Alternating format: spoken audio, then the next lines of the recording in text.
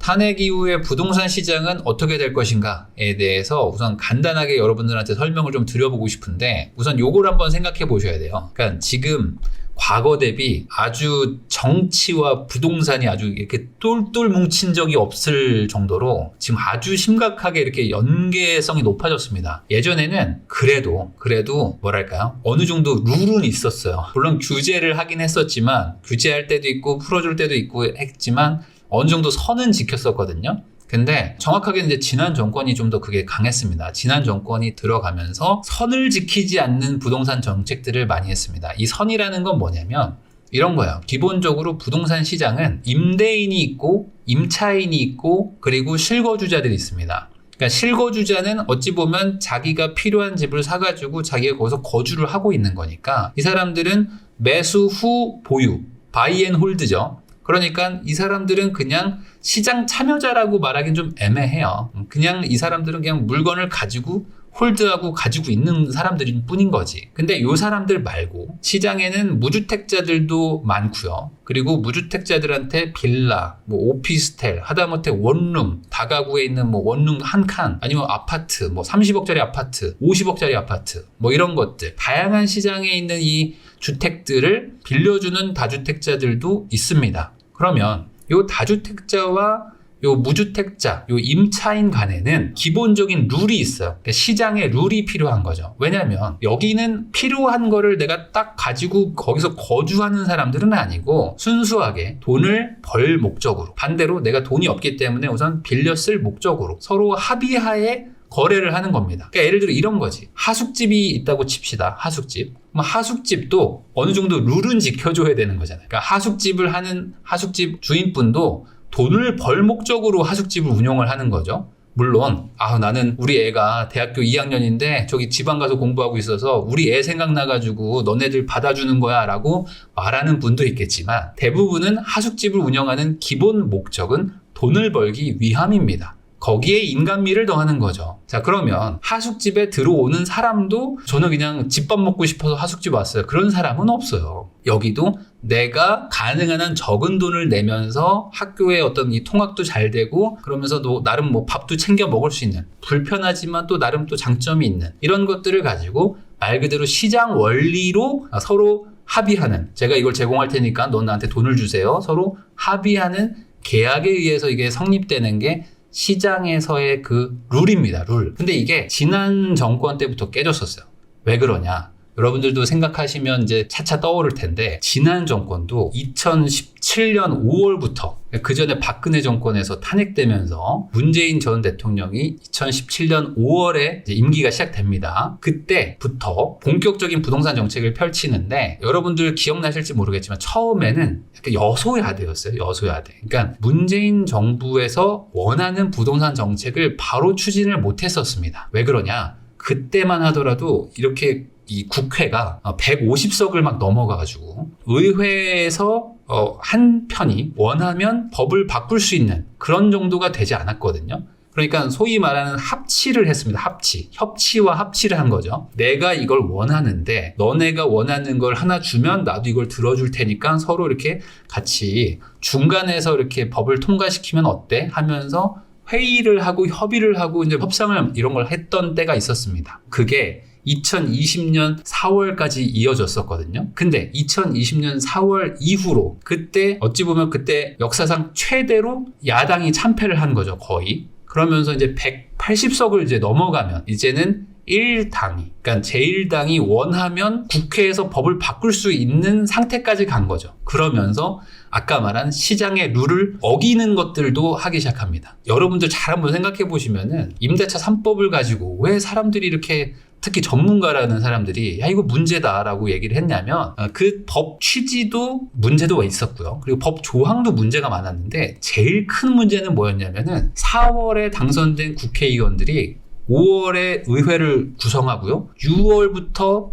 임대차 3법을 해야 됩니다라고 말한 다음에 8월에 통과를 시켜요. 그러니까 이게 무슨 소리냐? 4월에 당선됐는데 8월에 임대차 3법이 통과되거든요. 그러면 실질적으로 법안을 만들고 구성하고 뭔가 따져보고 협의하고 하는 시간이 한 2달? 물론 그전에도 어느 정도 안을 만들려고 했긴 했지만 사실 국회에서 법이라는 거는 엄청난 국민에게 영향을 줄 수 있는 것들 아닙니까? 그래서 특히 임대차 법이라는 거는 국민 모두에게 해당이 됩니다. 그러면 이런 법들을 만들 때는 보통은 제가 알기로는 그래요. 한 1, 2년 이상 걸립니다. 1, 2년 이상 걸리면서 여당, 야당, 국토부, 기재부 할 거 없이 다 모여가지고 전문가들 모아서 협의체 만들고 이제 의견 구하고 국민들 동의 받아가지고 차근차근 만들어 가야 되거든요. 왜냐면 법 조항 하나 가지고도 문제들이 많아지니까. 법 조항을 요렇게 만들면은 소송이 많아지고 요렇게 만들면 서로 싸우고 이런 일들이 많단 말이죠. 그러니까 그런 거 하나하나 이 단어 문구 하나 이 뉘앙스 하나하나 만들어야 돼. 그래서 그게 시간이 많이 걸리거든요. 근데 이게 한 2달 반 만에 통과가 돼버립니다. 자, 이때부터 사실은 이제 정책과 부동산이 밀접하게 붙기 시작합니다. 이때부터. 왜 그러냐? 그 전까지만 해도 어느 정도 합치와 협치가 필요했어요. 그러니까 어느 정도 자정작용하고 누가 너무 과한, 왜냐면 국회의원들도 사람마다 다 성격이 다르고 성향이 다르니까 이런 법을 발의를 하고 싶은 사람도 있잖아요. 예를 들어 임대차 3법이 아니라 임대차 5법을 발의를 하고 싶어. 그래가지고 전세는 2년이 아니라 6년을 살게 하자. 15년을 살게 하자. 이런 분들도 있을 수 있잖아요. 그것도 다 국회의원의 각각의 어떤 역할이니까. 그러면 그런 분들이 법안을 발의를 하더라도 서로 양당이나 아니면 다른 당까지 포함해가지고 국회에서 자정작용이 좀 이렇게 작동을 했는데 그게 이제 작동하지 않았던 게 이제 지난 정권이었죠. 그러면서부터 이제 정부의 어떤 실수나 아니면 정부가 몰랐던 것들, 놓쳤던 것들, 이런 것들이 국회에서 이제 백업을 해주기 시작하는데 난리가 나기 시작하는 겁니다. 그때부터. 어떤 분들은 유동성이 풀렸다, 코로나 때부터 금리가 내려가서 집값 올랐다는데 2017년부터 2020년까지는 그럼 코로나가 없었는데 집값이 왜 올랐을까요? 엄청나게 많이 올랐거든요. 그때도 2017년부터 2020년까지도 많이 올랐어요. 근데 그때는 그래도 자정작용이 국회에서 좀 있었단 말이죠. 근데 그 이후로는 자정작용이라는 개념이 별로 없었다. 그러면서 이제 이 유동성이 풀리고 코로나 때 돈이 나오기 시작하면서 이제 집값이 이제 천정부지로 갑니다. 거기다가 다주택 규제를 하는 거에다가 임대사업자를 이제 규제하는 거. 그러니까 2017년부터 2019년까지는 임대사업자를 권장했었습니다. 권장하다가 2020년부터는 임대사업자를 또 갑자기 때려잡기 시작해요. 때려잡는 수준을 넘어서 2017년, 18년도에 임대사업자를 권장했었던 행정부의 정책을 국회에서 소급 적용을 없애줘요. 이런 것도 있었습니다. 한마디로 그냥 정말 난리가 났었던 겁니다. 정부가 하라는 대로, 그러니까 시장의 룰대로 한 사람들이 있었어요. 근데 혜택이 너무 많다고 나중에 소급 적용으로 뺏어버려. 하던 사람들도 다 소급 적용으로 다 폐업시켜버려. 폐업시키는 게 아니라 폐업 안 해? 너 그러면은 너 형사처벌 해버릴 거야. 이런 식으로 이제 폭주를 하기 시작하는 거야.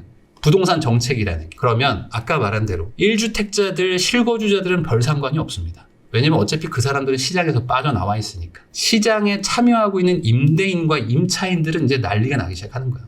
여기서부터. 그게 지금까지 이어져 오고 있다고 보시면 될 것 같습니다. 자, 그래서 지금까지는 이랬는데 앞으로는 그럼 어떻게 되냐. 이게 지금 똑같은 상황이 다시 일어난 거잖아요. 그러니까 지금 2017년 3월 정도라고 생각하시는 분들도 있는 것 같아요. 지금 탄핵이 됐으니까 2017년 3월이다라고 생각하실 수 있는데 아닙니다. 제가 봤을 때 지금은 2017년이 아니라 2020년 한 2월 정도? 2020년 2월 정도의 느낌이라고 보시면 될 것 같아요. 2020년 2월의 느낌은 무슨 말이냐? 국회는 이미 190석에 가까운 일당이 모든 법을 만들 수가 있습니다. 이 상황에서 국회는 자정작용을 할 수는 없어요. 그러니까 이제는 제일 큰 당이 원하는 정책이 그냥 갑니다. 이제는 막을 수는 없는 거예요, 이거는. 유일하게 막을 수 있는 게 이제 대통령의 어떤 거부권인 거죠. 그러니까 대통령 거부권으로 이걸 막고 있었고, 그러니까 협치는 없는 거지, 이제. 의회는 통과시켜 했는데 대통령이 싫어 하면서 싸우다가 이런 상황이 온 거잖아요. 하다가 이제 대통령이 계엄을 하는, 이건 말도 안 되는 거고요, 사실. 말도 안 되는 짓을 한 거고. 그래서 이제 대통령이 이제 바뀌는데, 야당이 되든 여당이 되든 상관없는 거 아니냐라고 생각하시는 분들도 있지만, 정확하게는 이제 2020년 2월이라고 보시면, 대통령이 이제 현 현재 민주당으로 만약에 되면 다시 한번 이제 국회와 대통령이 같은 당이 되는 거죠. 그러면서 이제 자정작용의 개념이 없어집니다. 그러면 이게 좋은 거예요, 나쁜 거예요? 라고 얘기를 하면은 저는 이게 참 모르겠어요. 두 가지의 어떤 같은 마음인데 자정작용이 있다는 거는 반대로 얘기하면 속도가 느린 거잖아요. 자정작용이 없을 때, 그러니까 한마디로 국회와 이 행정부와 입법부의 권력이 같을 때 정말 좋은 방향으로 가면 우리나라가 엄청나게 빨리 바뀔 수 있겠죠. 뭐 예를 들어 뭐 지금 하도 문제가 되고 있는 국민연금 같은 것도 막 개혁을 해. 막 개혁을 하는데 국회에서 막 정부가 원하는 대로 막 해줘요. 근데 정부에서도 어떤 미래 비전을 가지고 쫙쫙 바꿔. 그러면 잘 되겠죠. 어찌 보면 이게 민주주의가 만들어낸 합법적 독재일 수도 있는 거니까. 그게 아니라면, 만약에 방향 설정이 잘못되면은 이제는 뭐 다시 한번 예전에 어떤 그런 일들이 반복될 수도 있겠죠. 그래서 지금 생각보다 앞으로 향후 펼쳐질 부동산계의 정책적인 영향은 상당히 클 수 있다라고 지금 봅니다. 자, 물론 아직 대선이 이제 6월 3일이니까 2달 채 안 남았습니다. 그러니까 이제 여당, 뭐 야당 해가지고 이제 후보들이 나올 거예요. 그리고 이 후보들이 이제 부동산 정책을 이제 잘 내겠죠. 그러면 이걸 가지고 국민 여러분들이 잘 뽑겠지만 앞으로 누구를 뽑든지 간에 이 자정작용이나 아니면 시장의 룰이라는 거를 지키지 않겠다는 생각을 누가 했을 때 막지 못하면 다시 한번 시장의 룰은 깨진다. 자, 시장의 룰이 깨지면 어떻게 될까요? 다시 한번 옛날 같은 일들이 일어나는데, 자, 이 상황에서 다시 제가 돌아가서 왜 이 얘기를 했냐면 핵심은 그거예요. 시장에서 빠져있는 사람들은 해당이 좀 덜 될 확률이 높습니다. 임차인과 임대인이 난리가 나는 거예요, 이쪽은. 시장의 룰이 깨진다면. 자, 그러면 저는 시장 참여자가 아닌데요? 하면은 조금 낫겠죠. 실거주자, 아니면 뭐 1주택자, 뭐 이런 사람들은 어찌됐든 간에 영향을 좀 덜 받을 수는 있는데, 그게 아니라 뭐 다주택자라거나, 아니면 나는 뭐 예를 들어 지방에서 월세 살면서 서울에 갭 투자를 해놨다든지, 뭐 이런 분들이 있잖아요. 이런 분들은 이제 조금 골치 아픈 상황에 빠질 확률도 있다라고 좀 보시면 될 것 같습니다.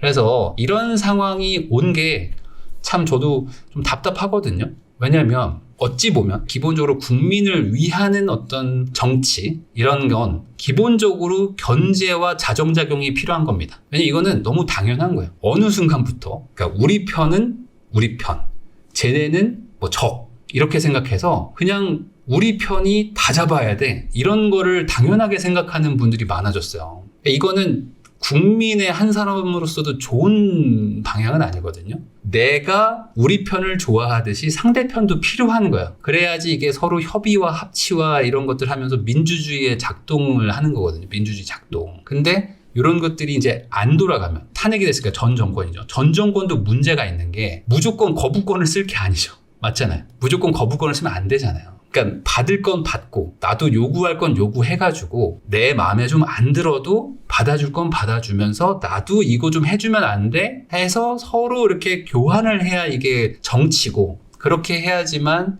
이게 국가를 위하는 거죠. 그래야지 또 이제 협치와 합치가 되면서 일부 자정작용들이 돌아가는 건데, 그런 거를 안 하려고 마음을 먹는 순간 그때부터는 이제 또 답이 안 나오는 거예요. 그러면 이제 방법은 선거를 이기는 것밖에 없는데 선거를 또 졌으면 할 말 없는 거고. 그래서 이 상황에서 이제 앞으로는 어떻게 될 것이냐. 아직 후보가 정해진 것도 아니죠. 그리고 정책이 나온 것도 아닙니다. 그러니까 지금은 예측이라는 개념은 크게 의미는 없다. 이 상황에서 앞으로 임대인과 임차인의 포지션이 있는 분들은 이제 약간 폭풍 속으로 들어가는 겁니다.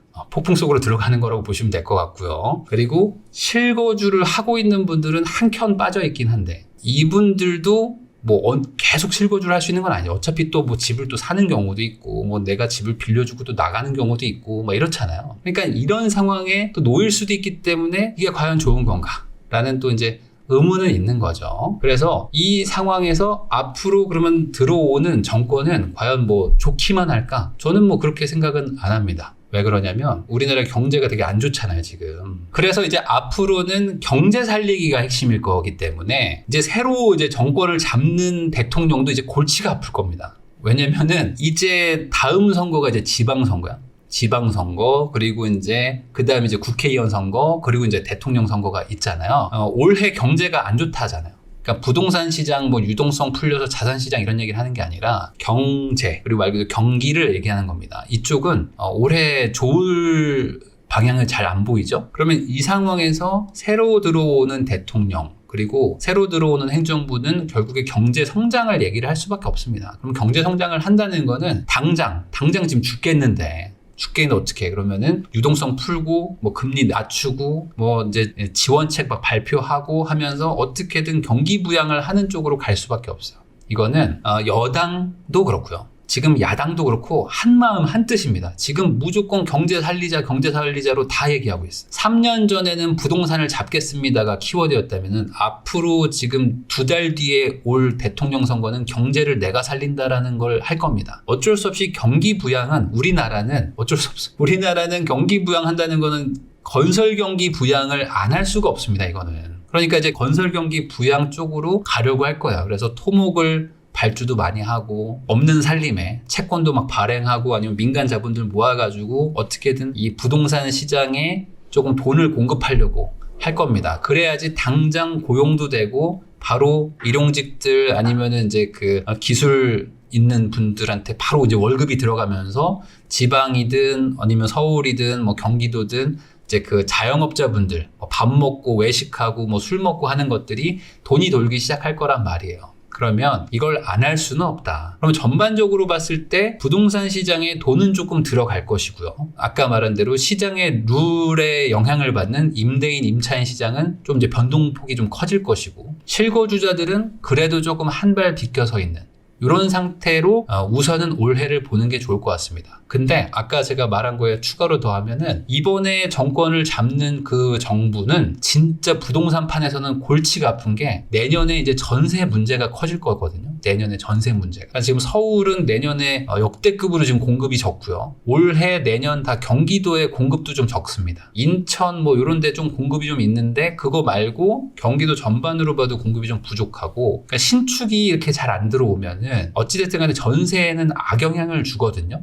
근데 이 전세가 금리 인하의 시즌과 또 같이 이게 맞부딪히잖아요, 지금. 거기다 경기 침체가 오면 금리 인하의 압박은 더 커질 것이고. 그럼 이제 전세발 이제 문제들이 막 터질 텐데. 이 전세는 사실 공급을 미리 해야지만 좀 해결이 되는 건데.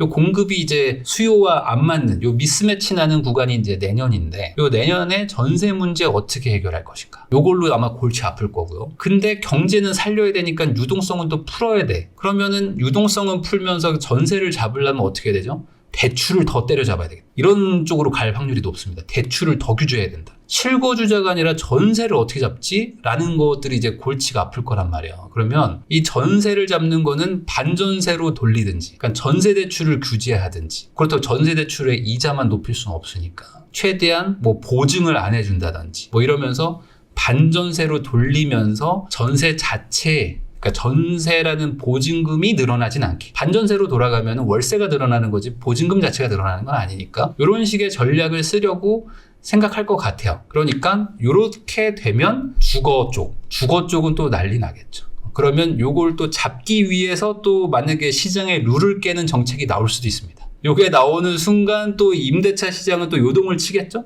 요동을 치면 또 그것 때문에 가만히 있던 실거주자들 집값이 또 올라갈 수도 있어요. 그럼 이게 전세가 또 이게 한번 흔들리면서 실거주 시장으로 이렇게 가격 상승이 좀 오는데 금리가 만약에 내려간다? 그러면은 또 이제 실거주 갈아타기 수요가 막 늘어날 수가 있습니다. 그러면 또 가계대출이 문제라고 막 얘기가 나올 거예요. 그러면 여기서 이 가계대출을 또 때려잡아야 되는 요 욕망을 어떻게 또 컨트롤할 것인가. 이게 아주 이제 올해 말 내년 초부터 아마 골치가 아플 것이다. 그래서 이번에 정권 잡는 게 어찌 보면은 독박을 쓸 수도 있어서 잘 하시기를 바랍니다. 누가 되든지 간에 잘 하셔가지고 슬기롭게 문제를 좀 해결해 주시면 좋겠는데 쉽진 않을 것 같아요. 그러니까 경제는 살리면서 돈은 이 자산시장으로 안 가게 만드는 게 이게 진짜 예술적인 것들을 하셔야 될 것 같은데 이게 쉽진 않아 보인다. 그래서 앞으로 정치와 정책 그리고 부동산이 더더욱 이렇게 똘똘 한 몸으로 뭉쳐질 것 같아서 올해 내년은 좀 걱정이 많이 됩니다. 그래서 아마 부동산 시장에도 많은 일들이 일어날 것 같고 그리고 그런 것들을 또 잡겠다고 또 다양한 정책들이 나올 것 같고 그게 또 이제 불똥이 막 튀기 시작하면서 어떻게 풀릴지는 우선은 2달 뒤에 또 대선이 있으니까 여러분들도 한번 그거를 보고 그 다음에 판단하시면 될 것 같습니다.